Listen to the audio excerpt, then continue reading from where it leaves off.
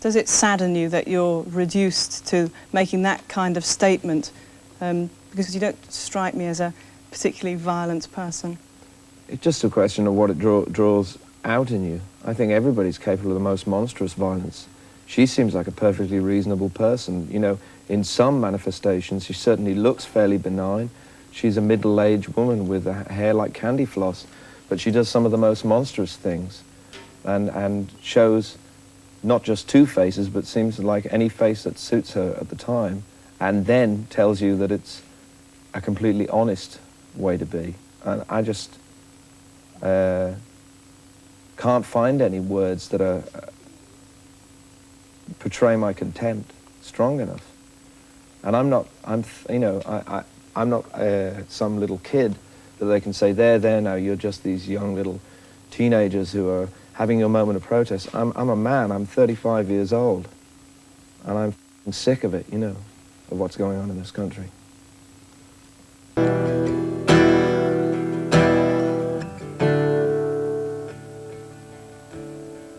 I saw a newspaper picture from the political campaign.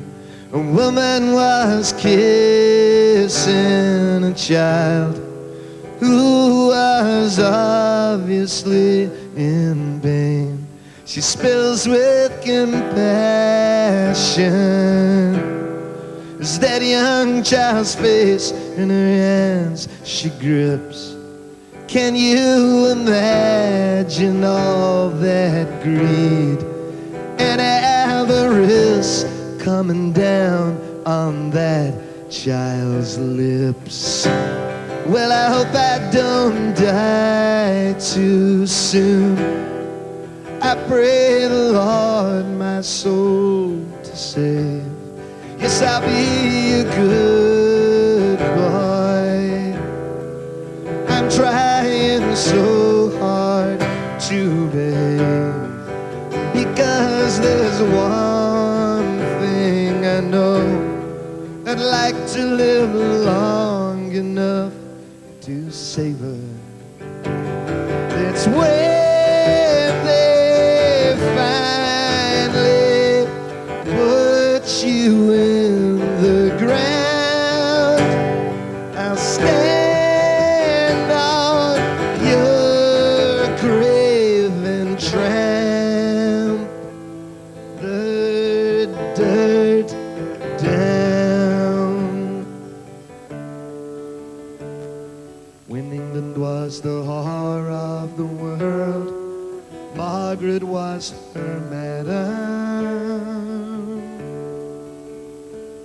and the future looked as bright and as clear as the black tarmac Adam.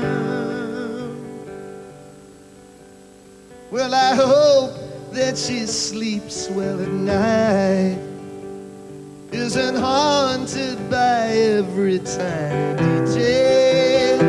'Cause when she held that lovely face in her hands, all she thought of was betrayal.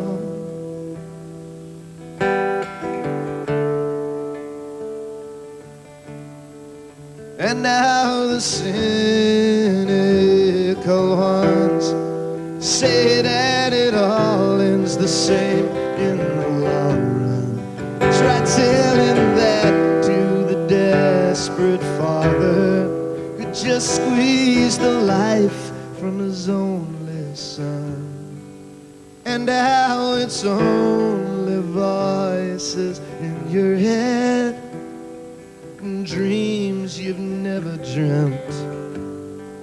Try telling him the subtle difference between justice and contempt. Try telling me she isn't angry with this pitiful discontent when they flaunt it in your face as you line up for punishment, and then expect you to say thank you, straighten up 'cause you've only got the symptoms, you haven't got the whole disease. Just like a schoolboy whose head's like a tin can, filled up with dreams, then poured down the drain. Try telling that to the boys on both sides, are being blown to bits or beaten and maimed. Who takes all the glory and none of the shame? Well, I hope you live long now. I pray the Lord your soul to keep. I think I'll be going before we fold our arms and start to weep. I never thought for a moment that human life could be so cheap. But when they finally put you in the ground, they'll stand there laughing and tramp the dirt down.